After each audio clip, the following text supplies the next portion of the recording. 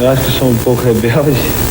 Acho que tinha que ter um pouquinho mais de paciência, contar até 10 às vezes, né? Uma figura realmente única dentro da história do futebol brasileiro e da comunicação. Um sujeito muito difícil de se permanecer indiferente. Com o Neto é assim, ou é amado ou é odiado. Um cara que desde sempre foi muito polêmico, irreverente, autêntico, apaixonado pelo Corinthians e que dentro das quatro linhas foi um baita de um jogador, diga-se de passagem. Um dos maiores cobradores de faltas da história, capaz de fazer coisas inacreditáveis e dono de um talento, queira ou não, indiscutível. Hoje, portanto, a história é dele, craque Neto.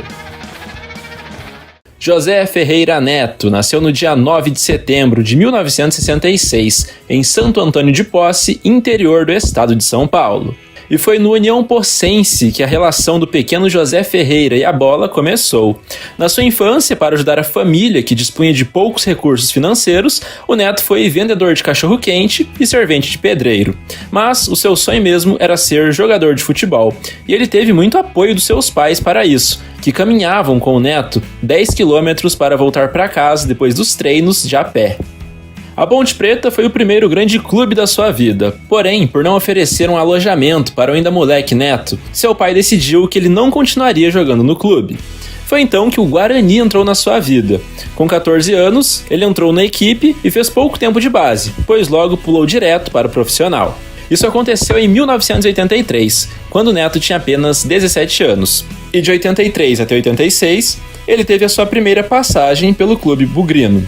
Uma campanha notável que ele conseguiu com seu time fazer nesse período foi no ano de 1985, quando no Campeonato Paulista, o Guarani conseguiu chegar até a semifinal. O time do Neto foi eliminado pelo São Paulo, ao perder de 4-1 no placar agregado. Além disso, o Bugre conseguiu chegar na final do Grande Campeonato Brasileiro de 1986, mas aí o São Paulo acabou sendo o carrasco mais uma vez e ganhou nos pênaltis do Guarani por 4-3, após uma disputa emocionante. Ainda em 86, o promissor Neto foi emprestado ao Bangu, que tinha bom time na época e havia acabado de ser vice-campeão brasileiro. A gente tem que ter um pouquinho de personalidade, isso que eu acho que eu tenho bastante. Às vezes o pessoal, a empresa de Campinas diz que eu sou mascarado e às vezes a gente fica até um pouco chateado a respeito de eu ser estrela do time. É que o nosso time está numa fase muito boa. O segundo semestre de 86, portanto, foi jogado no Bangu, do Rio de Janeiro. O Neto, canhoto e habilidoso, logo foi visto por alguns como um novo Maradona. Ele ficou no Bangu até o final do ano, quando conseguiu um contrato ainda melhor. Foi jogar no São Paulo. Então, no Bangu, foram 16 partidas e um gol marcado. A chance de jogar num clube de muita visibilidade chegou para o Neto. E apesar de ainda muito jovem, ele teve uma passagem não tão boa quanto poderia pelo clube. Isso porque ele sofreu um acidente de carro, o que acabou afastando-o dos gramados, fazendo com que ele perdesse muitas partidas e chance de mostrar seu futebol. Em contrapartida, conseguiu conquistar o Campeonato Paulista daquele ano com a camisa do tricolor. Os Menudos do Morumbi, como ficou conhecida aquela geração de grandes jogadores, venceram o Corinthians na decisão por 2-1 no placar agregado. Eu agradeço ao Cilinho, porque ele colocou o Paulo Martins para segurar muito mais o jogo, um jogador muito mais marcação que eu. Ele me colocou no lugar de Zivaldo, faltando 1 minuto e meio para ser campeão dentro de campo. E para mim, a maior felicidade possível é ser campeão pelo São Paulo, já que meu contrato acabou hoje. Esse foi o único troféu do ano e o único troféu do Neto defendendo São Paulo. No clube, somou 30 partidas, 4 gols marcados e esse título conquistado. Após deixar o São Paulo, retornou ao time do Guarani e lá se destacou de vez e jogou muita, mas muita bola. Ajudou o seu clube a ser vice-campeão paulista daquele ano de 88. Na decisão, perdeu do Corinthians, mas o Neto marcou um gol antológico de bicicleta, que ganhou até a capa da revista Placar, como gol de mestre, e logo fez ele entrar no radar dos grandes clubes brasileiros, e claro, da seleção.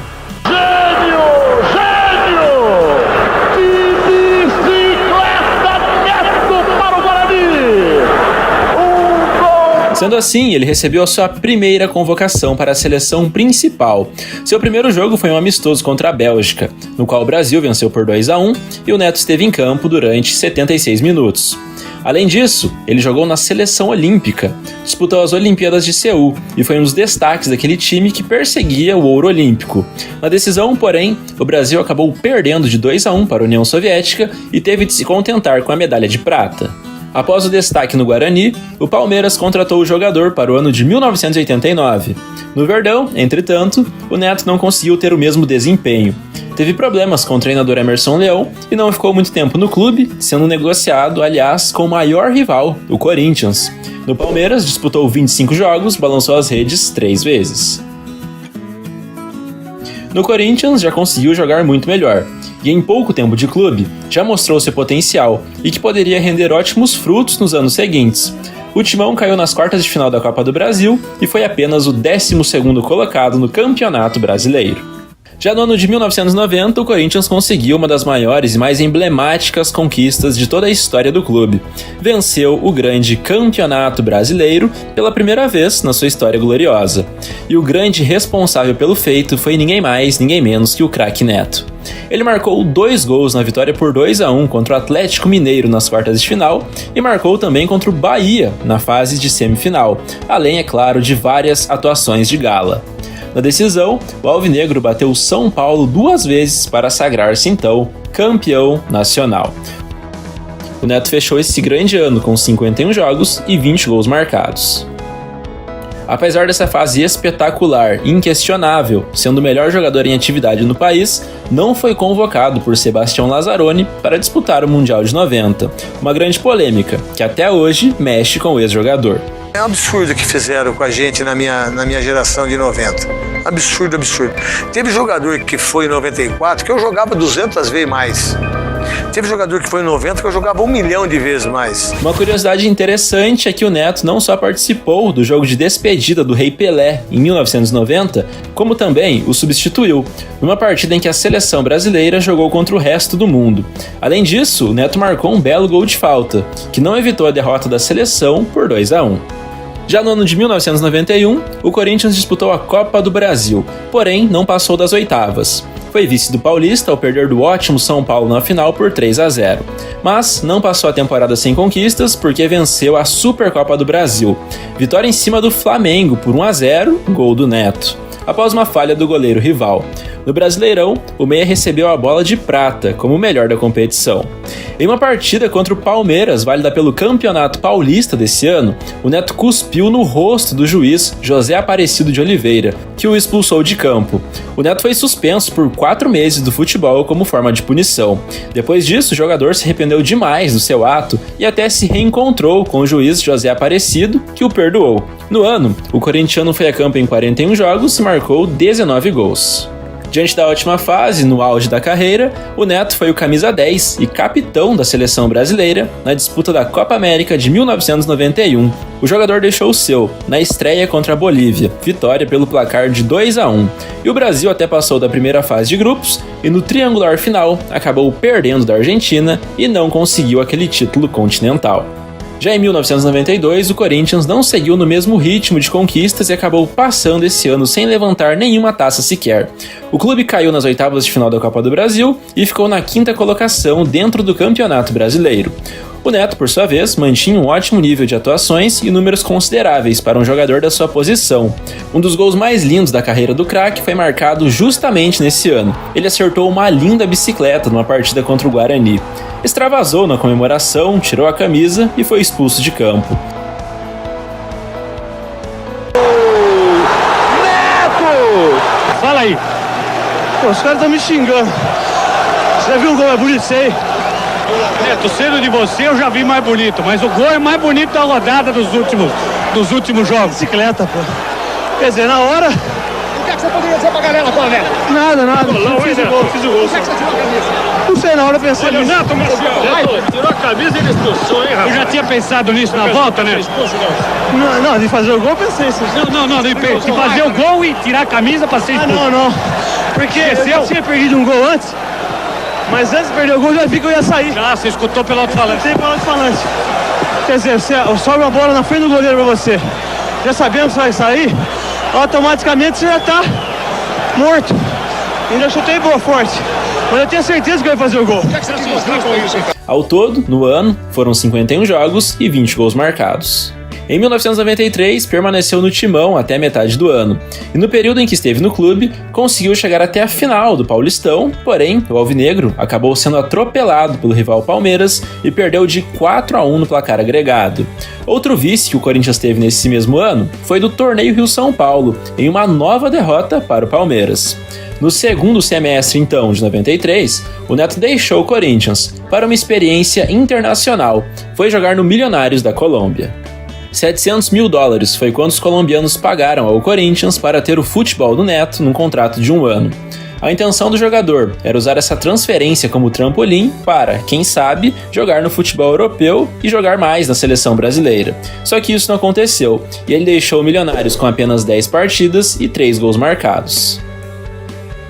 E foi também nesse ano de 93 que o Neto fez a sua última aparição com a camisa da seleção brasileira. Passado seu auge, depois da Copa América, ele só voltou a ser convocado uma vez. Foi um amistoso contra a Polônia, que ele jogou muito bem e terminou empatado em 2-2. Sendo assim, vestindo a amarelinha, o Neto disputou 16 jogos, fez 5 gols e não chegou a ganhar títulos. O retorno ao Brasil aconteceu no time do Atlético Mineiro, em 1994. Com 28 anos, o jogador não conseguiu brilhar no Galo da mesma maneira que no Corinthians, e com o seu novo clube, não passou das quartas de final da Copa do Brasil e do Brasileiro. Nesse ano, inclusive, o Atlético Mineiro fez várias contratações de peso, num time que ficou conhecido como Selegalo. E no estadual, o clube foi vice. No segundo semestre desse ano, ele assinou com o Santos, portanto, no Galo, foram 18 jogos e 2 gols marcados. Atuando pelo Santos, o Neto se tornava um dos poucos jogadores a defender as cores dos 4 grandes do estado, além, claro, do tradicionalíssimo Guarani. O alvinegro praiano não conseguiu ganhar taças nesse curto período de tempo em que o Neto esteve lá. Ele totalizou 18 partidas e marcou 3 vezes. Depois disso, no ano de 1995, o novo clube do Neto foi o Matsubara do Paraná. Jogando a Série C do Campeonato Brasileiro e o estadual, o Campeonato Paranaense, no qual o time do Neto terminou na 3ª colocação. Trabalha 7 meses, cara. Aqui com disposição, treina meio-dia, no sol, cara, suor. Um vagabundo desse vindo dar um pênalti. De saco cheio estamos nós aqui, né? Escutar conversa mole do pessoal de Curitiba, que eles só falam merda. E fez uma boa campanha graças aos seus gols.